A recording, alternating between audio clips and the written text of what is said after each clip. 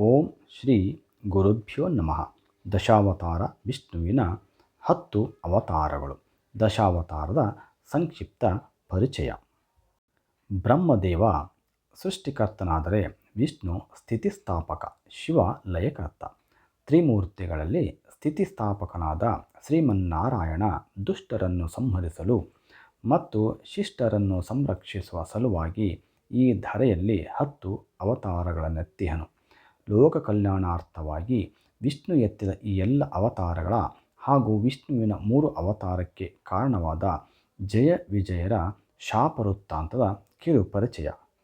ಮತ್ಸ್ಯಾವತಾರ ಪ್ರಳಯ ಕಾಲದಲ್ಲಿ ಅಪೌರುಷೇಯಗಳಾದ ವೇದಗಳನ್ನು ನಾಶವಾಗದಂತೆ ಸಂರಕ್ಷಿಸುವ ಸಲುವಾಗಿ ಹಾಗೂ ಪ್ರಳಯಾನಂತರ ಆ ಮಹಾನ್ ವೇದಗಳನ್ನು ಋಷಿಮುನಿಗಳಿಗೆ ಪುನಃ ನೀಡುವ ಸಲುವಾಗಿ ನಾರಾಯಣನು ಎತ್ತಿದ ಅವತಾರವೇ ಮತ್ಸ್ಯಾವತಾರ. ಕೂರ್ಮಾವತಾರ. ಕೂರ್ಮ ಅರ್ಥಾತ್ ಆಮೆಯ ಅವತಾರವನ್ನು ವಿಷ್ಣು ಎತ್ತಿದ್ದು ಲೋಕ ಕಲ್ಯಾಣಾರ್ಥವಾಗಿಯೇ.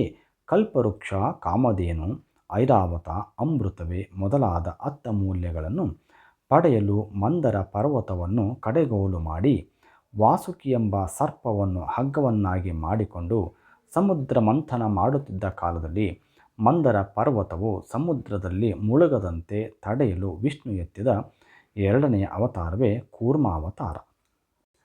ಜಯ ವಿಜಯರ ಶಾಪವೃತ್ತಾಂತ. ವೈಕುಂಠದ ದ್ವಾರಪಾಲಕರಾಗಿದ್ದ ಜಯ ವಿಜಯರು ದುರಹಂಕಾರದಿಂದ ವೈಕುಂಠಕ್ಕೆ ಬಂದ ಸನಕ, ಸನಂದನ, ಸನತ್ಕುಮಾರ ಮತ್ತು ಸನತ್ ಸುಜಾತ ಎಂಬ ಬಾಲಯೋಗಿಗಳನ್ನು ದ್ವಾರದಲ್ಲೇ ತಡೆದು ಶಾಪಗ್ರಸ್ತರಾದರು.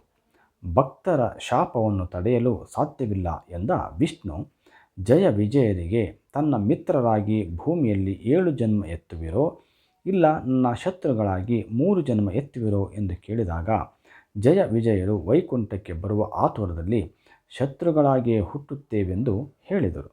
ಇದರ ಫಲವಾಗಿ ಜಯ ವಿಜಯರು ಭೂಮಿಯಲ್ಲಿ ಹಿರಣ್ಯಾಕ್ಷ ಮತ್ತು ಹಿರಣ್ಯಕಶಿಪುವಾಗಿ, ರಾವಣ ಕುಂಭಕರ್ಣರಾಗಿ ಹಾಗೂ 3ನೆಯ ಜನ್ಮದಲ್ಲಿ ಶಿಶುಪಾಲ ದಂತವಕ್ತ್ರರಾಗಿ ಜನಿಸಿ ಅನುಕ್ರಮವಾಗಿ ವರಾಹಾವತಾರ, ನಾರಸಿಂಹಾವತಾರ, ರಾಮಾವತಾರ, ಕೃಷ್ಣಾವತಾರ ಎತ್ತಿದ ವಿಷ್ಣುವಿನಿಂದಲೇ ಹತರಾದರು. ವರಾಹಾವತಾರ. ದಾನವನಾದ ಹಿರಣ್ಯಾಕ್ಷನು ತನ್ನ ಶಕ್ತಿಬಲ, ವರಬಲ, ಗರ್ವದಿಂದ ಭೂದೇವಿಯನ್ನು ಸಮುದ್ರದಲ್ಲಿ ಬಚ್ಚಿಟ್ಟ ಸಂದರ್ಭದಲ್ಲಿ ಭೂದೇವಿಯನ್ನು ರಕ್ಷಿಸುವ ಸಲುವಾಗಿ ಹಾಗೂ ದುಷ್ಟನಾಗಿದ್ದ ಹಿರಣ್ಯಾಕ್ಷನ ಸಂಹರಿಸುವ ಸಲುವಾಗಿ ವಿಷ್ಣು ಎತ್ತಿದ ಅವತಾರವೇ ವರಾಹಾವತಾರ.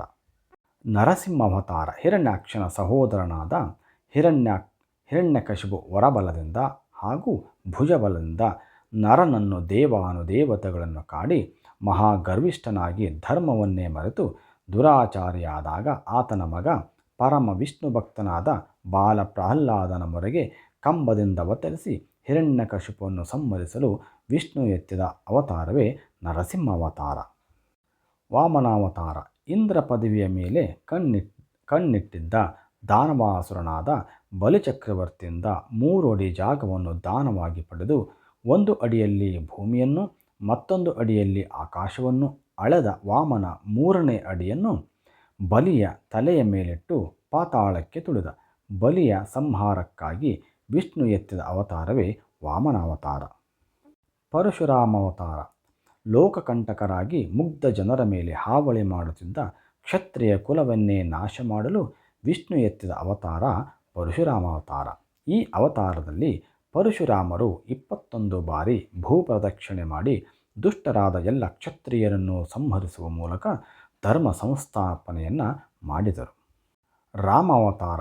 ಏಕಪತ್ನಿ ವ್ರತಸ್ಥನೂ ಮರ್ಯಾದಾ ಪುರುಷೋತ್ತಮನೂ ಆದ ಶ್ರೀರಾಮನು ತನ್ನ ಪತ್ನಿಯನ್ನೇ ಅಪಹರಿಸಿದ ದುಷ್ಟ ರಾವಣ ಹಾಗೂ ಆತನ ಸೋದರ ಕುಂಭಕರ್ಣರ ಸಂಹಾರ ಮಾಡಲು ಮತ್ತು ಭೂಮಂಡಲವನ್ನು ಸಂರಕ್ಷಿಸಲು ಎತ್ತಿದ ಅವತಾರವೇ ರಾಮಾವತಾರ. ಕೃಷ್ಣಾವತಾರ. ಪ್ರಳಯ ಕಾಲದಲ್ಲಿ ಆಲದೆಲೆಯ ಮೇಲೆ ಪವಳಿಸಿದ ಪರಮಾತ್ಮನಾದ ಕೃಷ್ಣ ಧರ್ಮ ಸಂಸ್ಥಾಪನಾರ್ಥವಾಗಿ ಈ ಧರೆಯಲ್ಲಿ ಅವತರಿಸಿದ ಶ್ರೀಮನ್ನಾರಾಯಣ. ಶಿಶುಪಾಲ ಮತ್ತು ದಂತವಕ್ತ್ರರ ಸಂಹಾರವೇ ಈ ಅವತಾರದ ಪ್ರಮುಖ ಕಾರಣವಾದರೂ ಕಂಸ, ಚಾಣೂರು, ಪೂತನಿ, ಜರಾಸಂಧ, ಕೌರವರೇ ಮೊದಲಾದ ಲೋಕಕಂಟಕರ ನಾಶಕ್ಕೂ ಕೃಷ್ಣ ಕಾರಣನಾದ. ಭಗವದ್ಗೀತೆ ಎಂಬ ಮಹಾನ್ ಕೊಡುಗೆಯನ್ನು ಈ ನಾಡಿಗೆ ನೀಡಿದ. ಕಲ್ಕಿ ಅವತಾರ. ತ್ರೇತಾಯುಗದಲ್ಲಿ ರಾಮನಾಗಿ, ದ್ವಾಪರದಲ್ಲಿ ಕೃಷ್ಣನಾಗಿ ಅವತರಿಸಿದ ನಾರಾಯಣ ಕಲಿಯುಗದಲ್ಲಿ ಕಲ್ಕಿಯಾಗಿ ಅವತಾರ ಎತ್ತುತ್ತಿಹನು. ಈ ಅವತಾರದ ಮೂಲ ಉದ್ದೇಶವು ದುಷ್ಟ ಶಿಕ್ಷಣೆ, ಶಿಷ್ಟ ರಕ್ಷಣೆಯೇ.